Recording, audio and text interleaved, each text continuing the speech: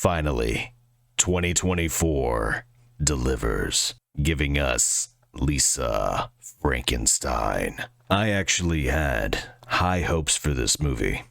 Going into it, I like Diablo Cody's movies, and I was super interested to see what Zelda Williams could bring as a director. But who truly surprised me, and even though I've liked her and other things, was Catherine Newton. She killed this role.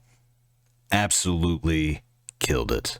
If you're unaware what Lisa Frankenstein is about, it's about a young girl in the 80s who is weird and awkward and has a really hard time fitting in. Her mother died in a very brutal way. She has a terrible, almost Disney-level evil stepmother, and her father seems super passive and almost apathetic. But she becomes obsessed with a forgotten graveyard and a very specific tombstone. One random night, a lightning storm strikes, hitting that tombstone and resurrecting the body of a young man.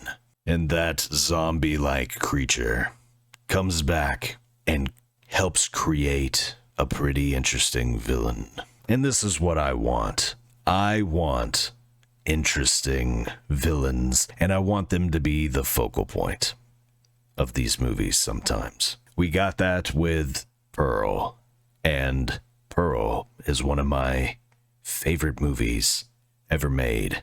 I love that movie. But Lisa Frankenstein is a different beast altogether. This movie is a generational classic. It transcends its horror roots and is more closely related to something like Ferris Bueller's Day Out, 16 Candles, or The Breakfast Club. Now, I'm not saying that it's in the exact same status as those movies. What I am saying is that it could be. That's what I mean by a generational classic.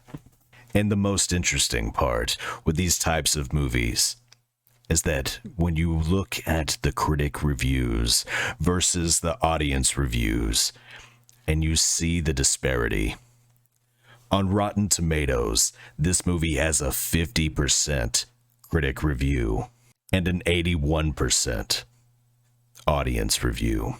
You hate to see it, but a lot of time, it seems like nowadays, critics are not in tune with what the audience wants. And one of the critics on Rotten Tomatoes, with a star that says top critic, literally said, "These filmmakers seem to be making fun of those people from the 80s, and that kind of bugged me." That is part of your review? That they're making fun of 80s kids? That is idiotic, from a top critic nonetheless. They did throw in something about the director not keeping it tight, but what they really meant to say was they didn't like that the 80s kids were being made fun of. That's why it got a bad review. I found every moment to be interesting. I know a lot of people aren't going to feel the same way, but every moment of the movie had me wanting to watch. From the music, to the set design, to the attire. And then you have a full evolution of two characters through the whole movie. One going from timid to extremely confident. One going from the undead to not so much. And how all of that plays out. Every moment was fantastic. And Catherine Newton's performance, her mannerisms through the entire film, and then the fact that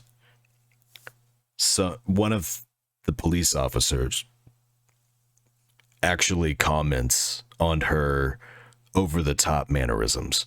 Like, everything is put together so well in this movie.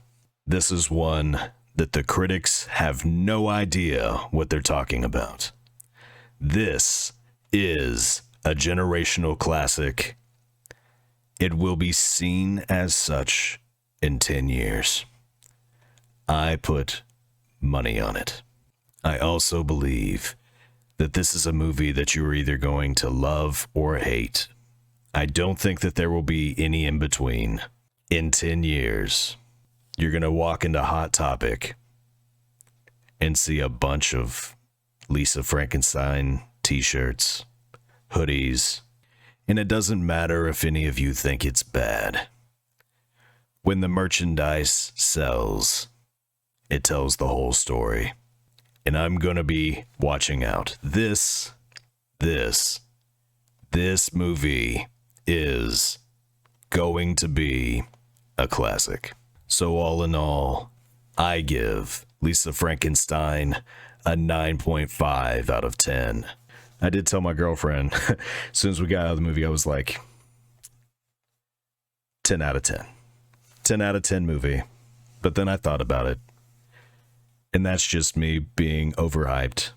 So I took some time, thought it through. This is a 9.5 movie. And I stand by that. Absolutely stand by that.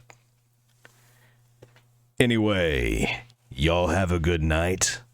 And I'll see you next time.